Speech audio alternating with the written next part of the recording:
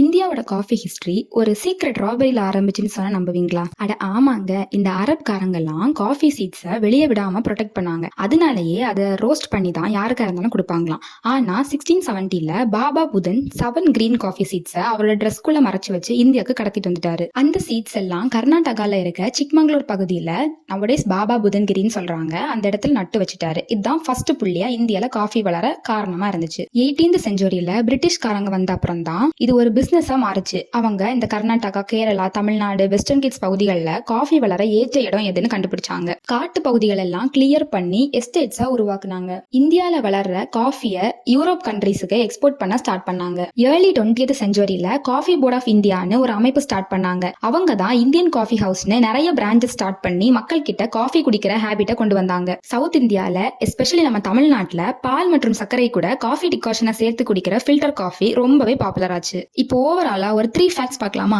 Fact number 1, இந்தியால first coffee plan பண்ண இடம் எதுன்னு கேட்டீங்கன்னா Chikmagalur. Fact number 2, India is the only country where coffee is grown under the shade. Fact number 3, India வேர்ல்ட்லயே 7th largest coffee ப்ரொடியூசரா இருக்கு. இந்த வீடியோ பார்த்துட்டு இருக்க நீங்க யாராவது காஃபி லவரா இருந்தீங்கன்னா ஒரு பிரவுன் ஹார்ட் கமெண்ட் பண்ணிடுங்க.